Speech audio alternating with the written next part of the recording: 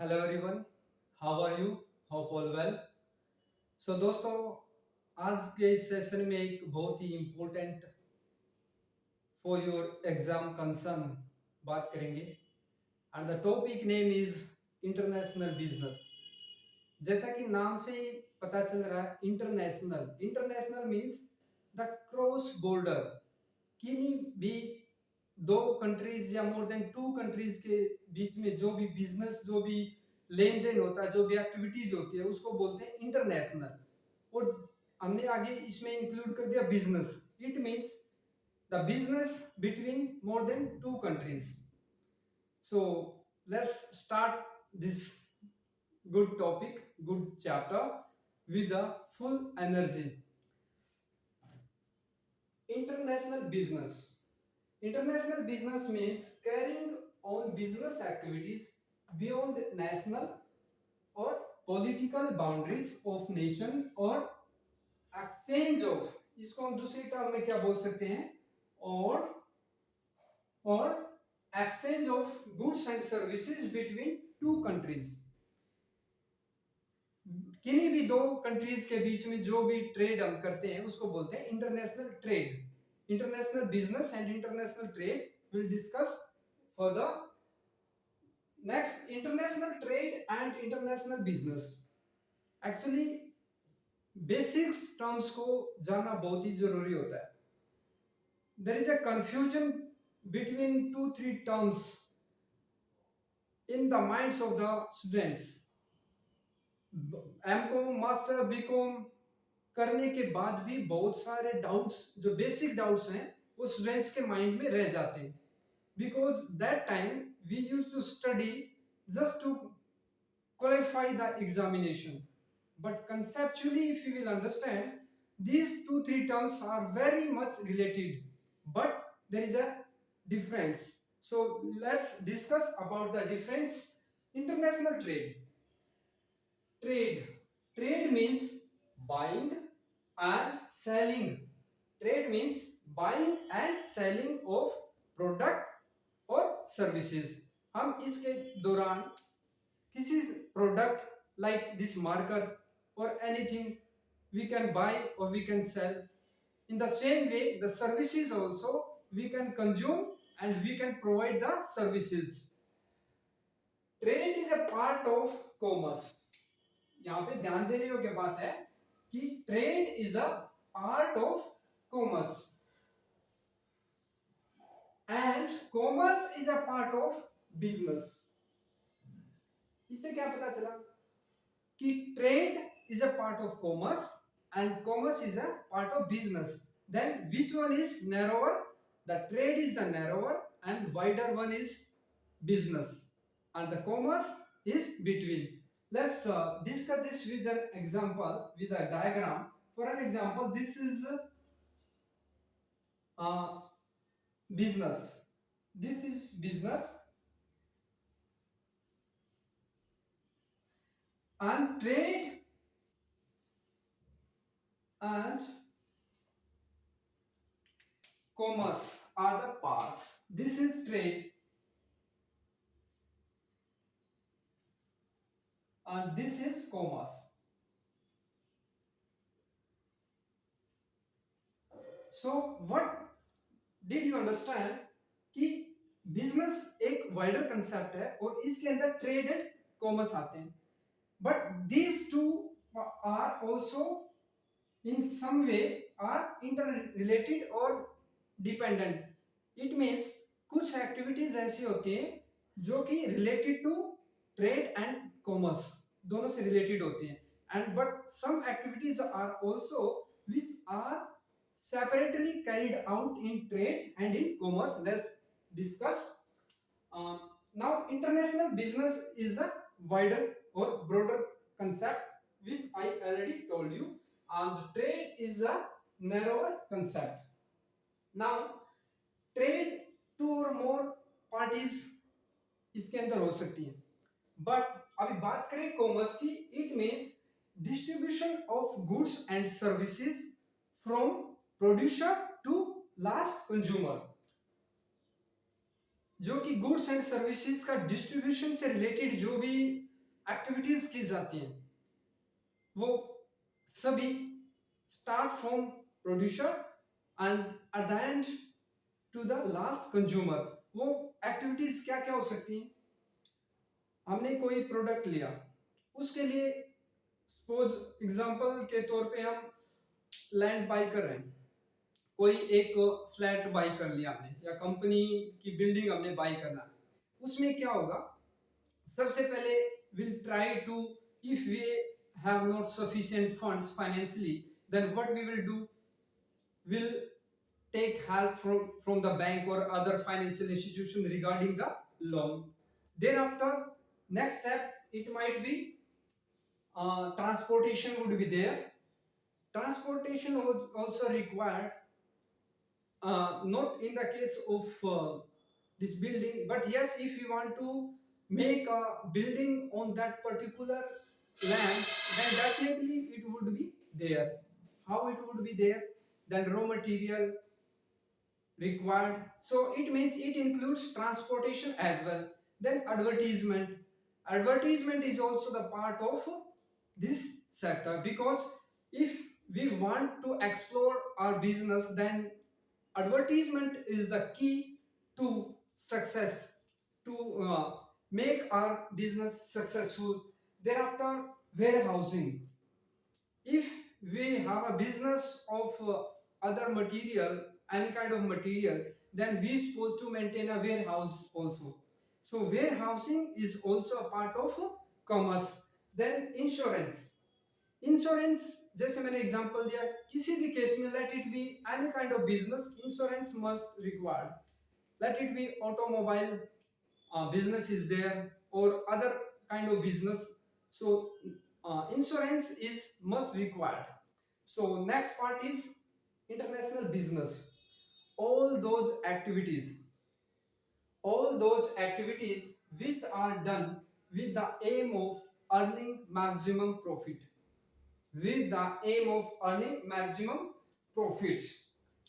These activities are related to, और आप कह सकते हैं, between the owner and the clients. Owner and clients के बीच में जो भी एक्टिविटीज होती है वो की आती है बिजनेस के अंदर। आप बात करें इसके अंदर कैपिटल की, इन तीनों पार्ट में trade, commerce and business.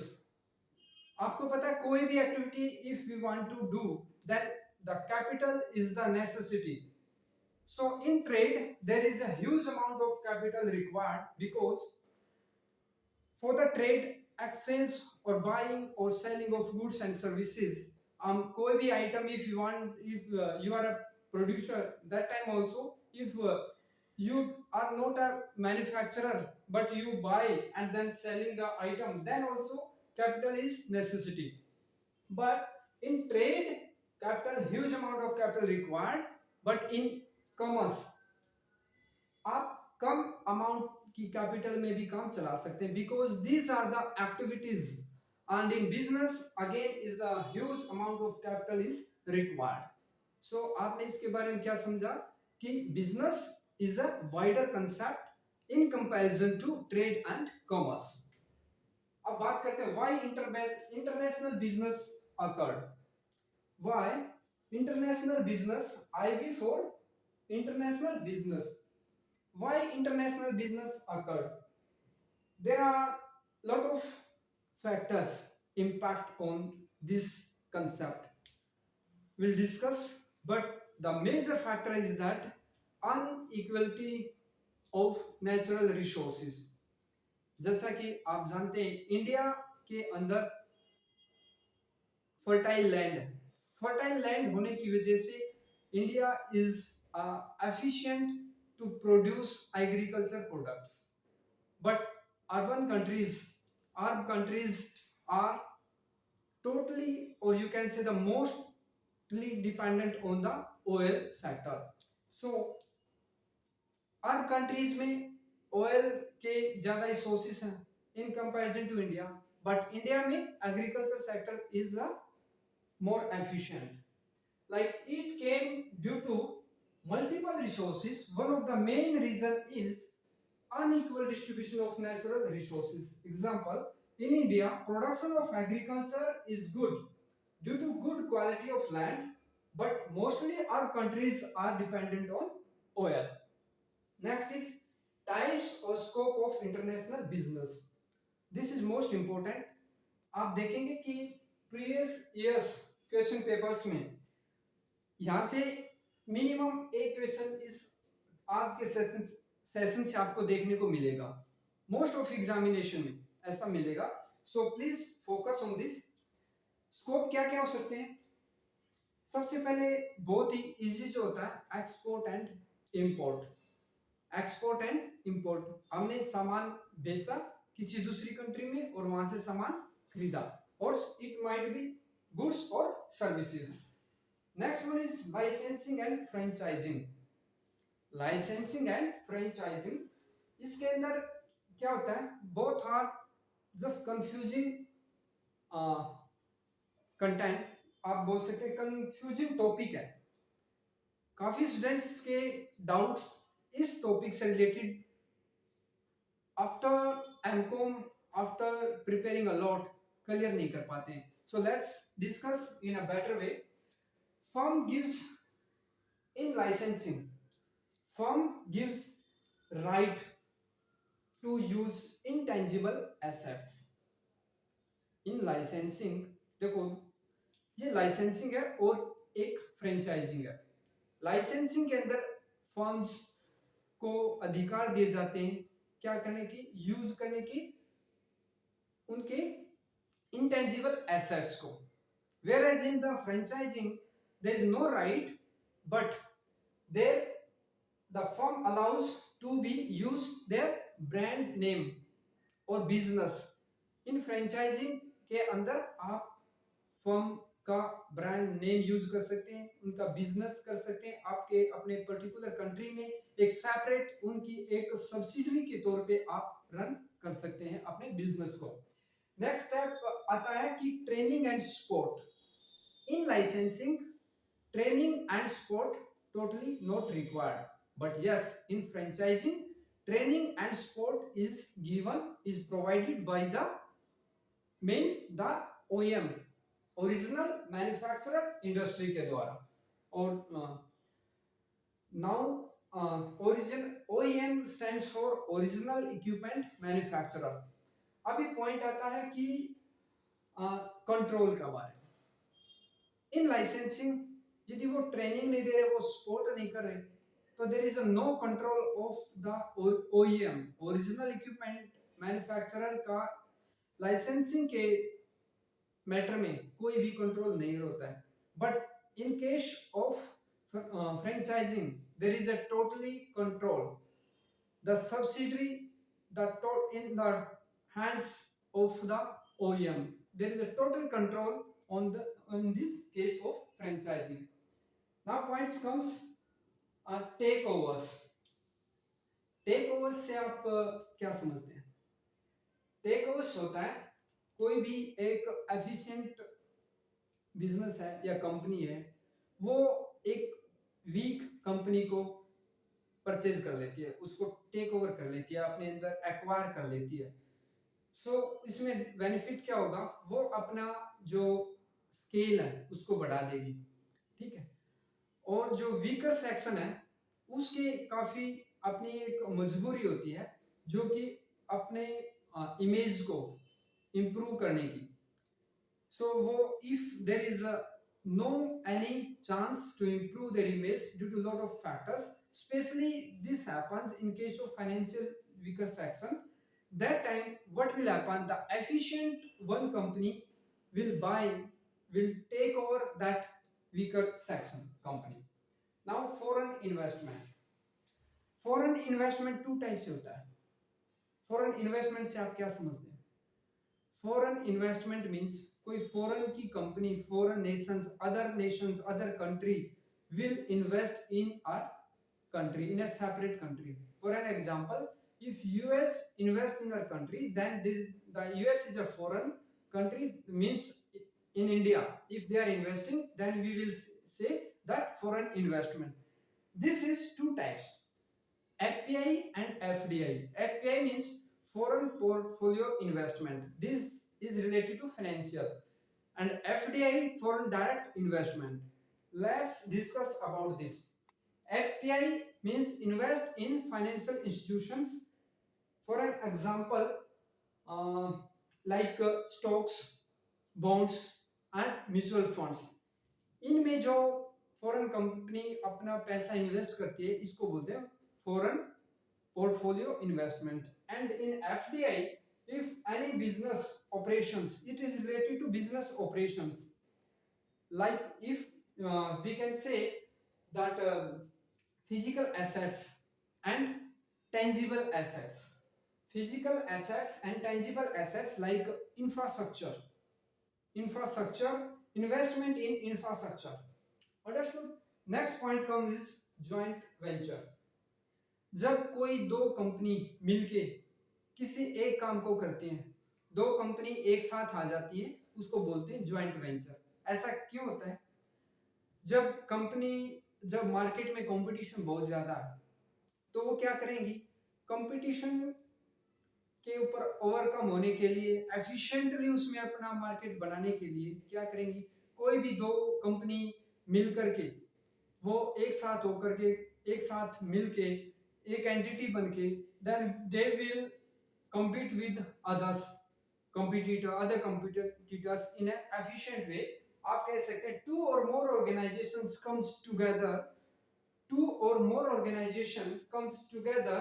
to gain a competitive advantage over the other competitors available in the market.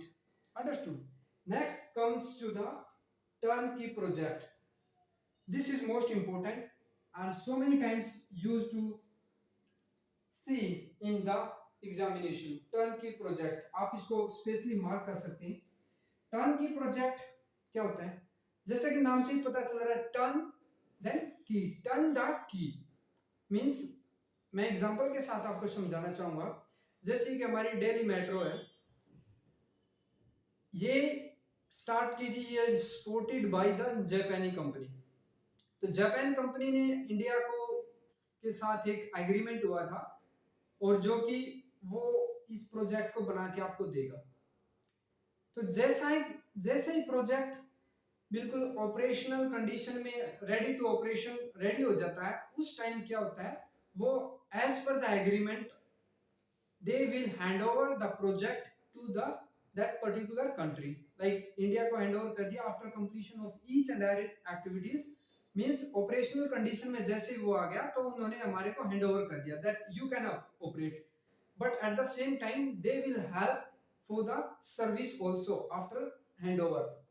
So this is known as the turnkey project. Next one is merger and acquisition. Merger and acquisition, इसमें ध्यान देने योग्य बातें क्या है? दो काफी common point है, कॉमन है, एक दूसरे से रिलेटेड है काफी। तो आप इसको बोल सकते हैं कि मर्जर जैसे कि नाम से पता चल रहा है, एक दूसरे के साथ मर्ज हो जाना, और एक्विजिशन एक्वायर कर लेना कि एक एफिशिएंट दूसरे को एक्वायर करेगा। तो मर्जर में क्या होगा, दो या दो से ज्यादा कंपनियां मिल करके एक न्यू एंटिटी बनाते हैं, उसको बोलते हैं मर्जर। और एक्विजिशन बोलते हैं एक एफिशिएंट वन वीकर वन को जब एक्वायर कर लेती है उसको बोलते हैं acquisition. One company purchase another outright company, then known as acquisition. But in case of merger, combination of two or more firms form a new entity, this is known as merger. Understood? Now next point comes globalization. This is a hot topic in present scenario due to lot of factors. We'll discuss about these factors as well, this advantage of globalization, and there are certain disadvantage of globalization as well. जैसा कि आपको पता है किसी भी चीज के advantage and disadvantage होते हैं। लाइक हम बीमार पड़ गए तो उस दौरान भी जो हम मेडिसिन ले रहे हैं, for an example in case of fever, if we are consuming paracetamol, then paracetamol will overcome on the fever, but at the same time it will negative impact on others organs of the body. In the same way this globalization, सबसे पहले हम globalization के meaning की बात करेंगे. Globalization means trade or business in more than two countries. यदि दो countries के, दो नेशन के बीच में यदि ट्रेड और बिजनेस है तो उसको हम बोलेंगे international. Means more than one country जहां पे इन्वॉल्वमेंट हो जाता है वो इंटरनेशनल हो जाता है. But if more than two means ample amount of, or you can say the whole world will involve in this, then it is known as globalization. बात कर लेते हैं मीनिंग की. Integration of national economy with the world economy, this is known globalisation. अब advantage की बात कर लेते हैं. एडवांटेज क्या क्या हो सकते हैं? सबसे पहले यदि कोई फॉरेन के साथ, किसी फॉरेन नेशन के साथ एट ग्लोबल लेवल हम बिजनेस या ट्रेड कर रहे हैं तो वहां की टेक्नोलॉजी हमारे यहाँ पे अपने डोमेस्टिक जो होम कंट्री है उसके अंदर टेक्नोलॉजी आएगी. तो लेटेस्ट टेक्नोलॉजी आएगी तो उससे क्या होगा, हमारे देश में भी जो प्रोडक्ट होगा वो as per the latest technology होगा. मींस एफिशिएंटली होगा in quality and with the latest technology. दूसरा क्या हो सकता है? Managerial skills. हमारी जो स्किल्स हैं वो तो है ही हमारे पास, इन एडिशन टू फॉरेन की जो स्किल्स आएंगी वहां की प्रोफेशनली, वो भी हमारे लिए क्या हो जाएगा, एडवांटेज होगा. Next is quality. जब कोई मोर कंपनी आउटसाइड से यहाँ पे आएंगी और डोमेस्टिक हमारी कंपनी है तो उनके अंदर कंपटीशन होगा related to quality, because consumers wants a better quality at a lower cost. So जब if we have available sources, available product with higher quality and at a lower cost, then we will go for that one only. That's why there is a quality advantage also there.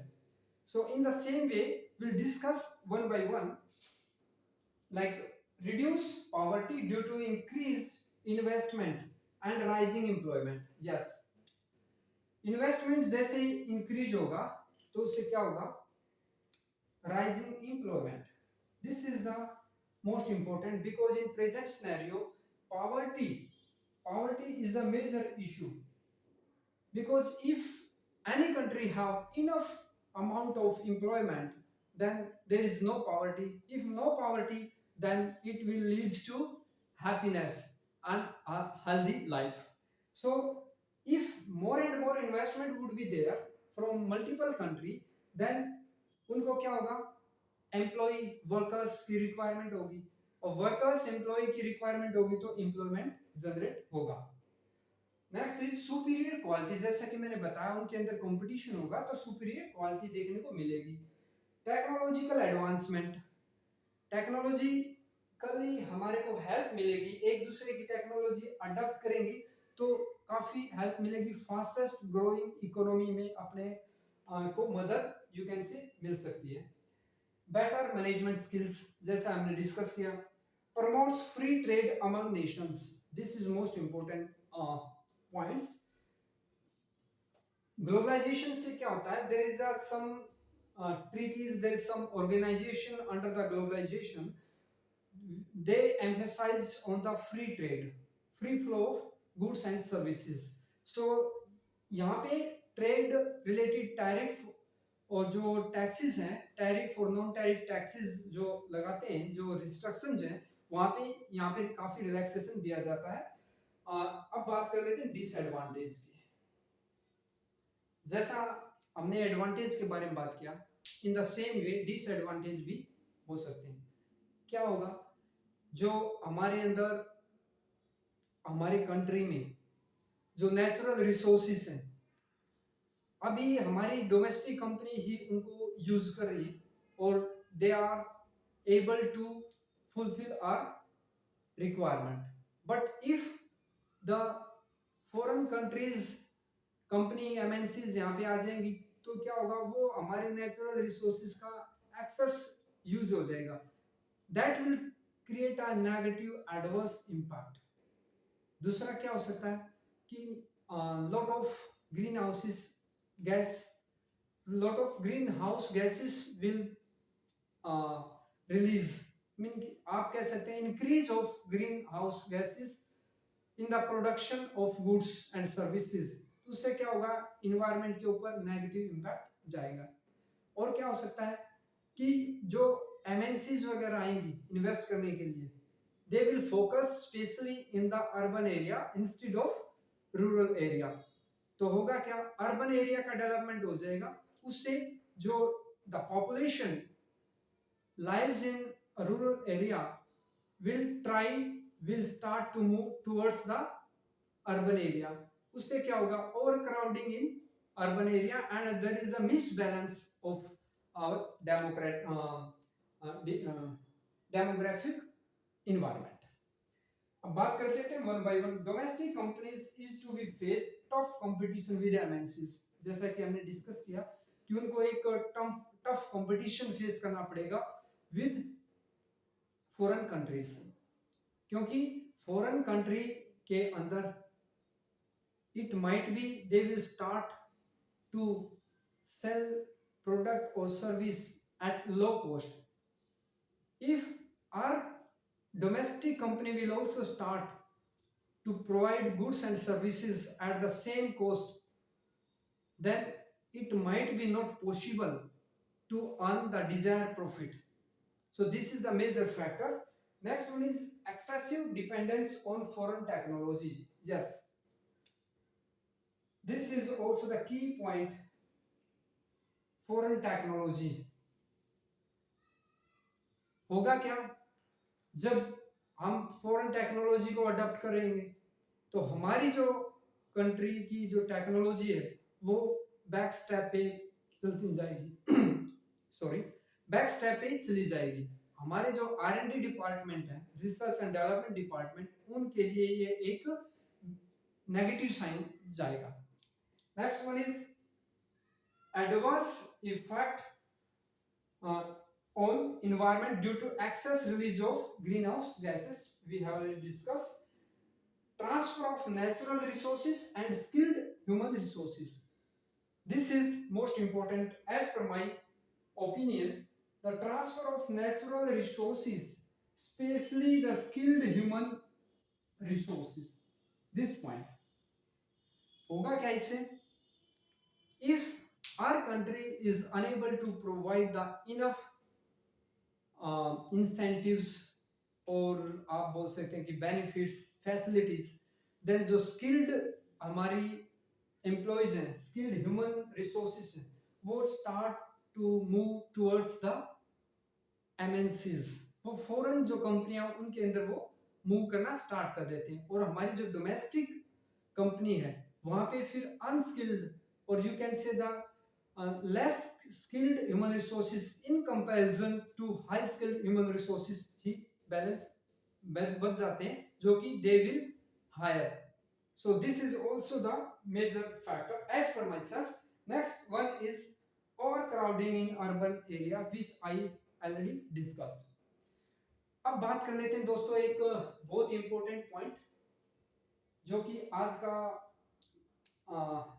Trade, international trade से related है, जो कि in excess PPT में मैंने cover नहीं कर पाया फिलहाल, but I want to explain most important. वहां से आपको हर एक एग्जाम में, मोस्ट ऑफ एग्जाम में आपको एक क्वेश्चन देखने को मिलेगा। लाइक आप बोल सकते हैं ट्रेड, ट्रेड कितने टाइप का हो सकता है, काउंटर ट्रेड, आप बोल सकते हैं काउंटर ट्रेड। काउंटर ट्रेड के बारे में आप क्या जानते हैं, जैसा कि नाम से पता चल रहा है काउंटर, काउंटर ट्रेड मींस मैं किसी चीज, किसी ने मेरे को कुछ बोला, मैंने वापस उसको काउंटर किया, मैंने किसी से ये लिया तो मैं वापस उसको दूसरा मार्क दे रहा हूं, उसको बोलते हैं काउंटर ट्रेड। और काउंटर ट्रेड कितने टाइप्स का हो सकता है, goods for goods, number one होता है गुड्स, काउंटर ट्रेड को आप बोल सकते हैं गुड्स फॉर गुड्स और सर्विसेज फॉर सर्विसेज।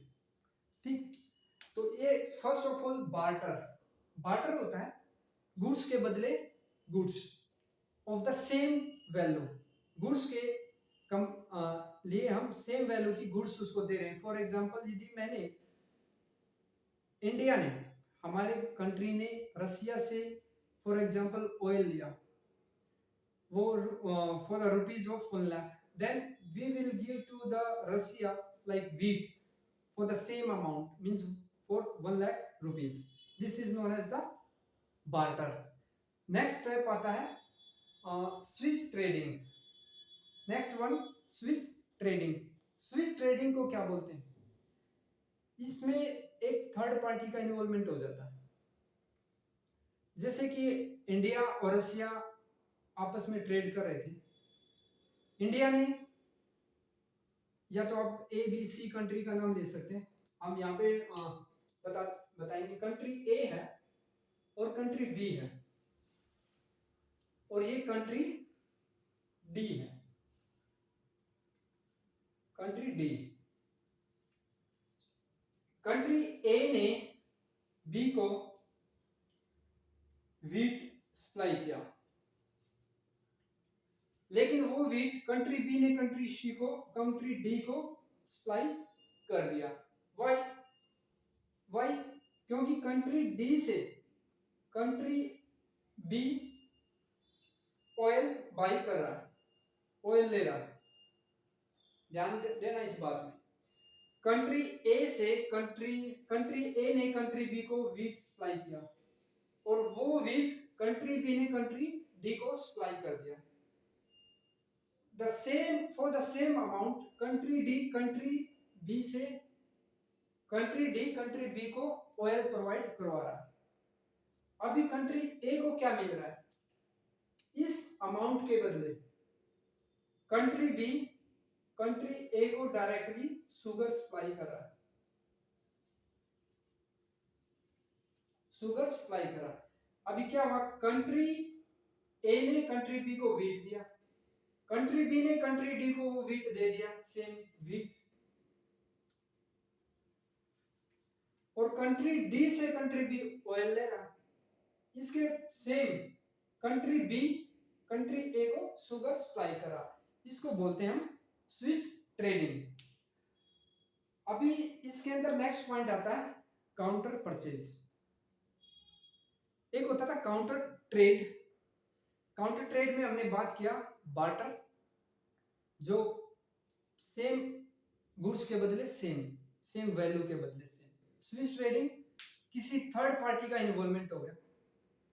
उसके बाद next point counter purchase. Counter purchase के अंदर क्या होगा?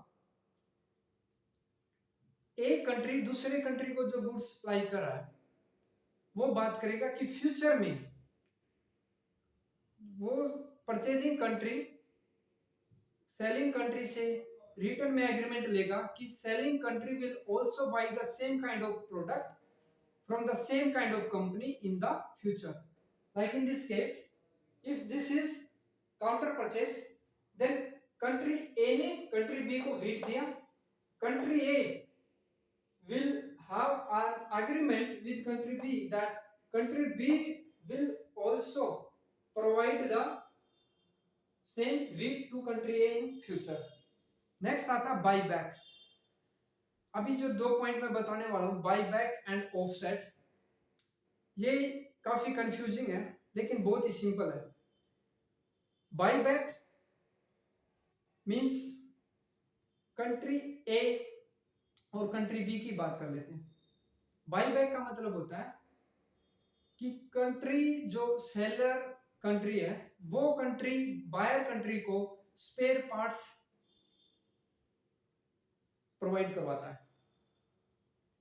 तो या सपोज करेक्शन मशीनरी प्रोवाइड करवाता है, और मशीनरी से जो प्रोडक्ट कंट्री जो परचेजिंग कंट्री है वो जो प्रोड्यूस करेगा जो भी प्रोडक्ट, तो उसके का जो few percentage of that product the seller country will have to buy।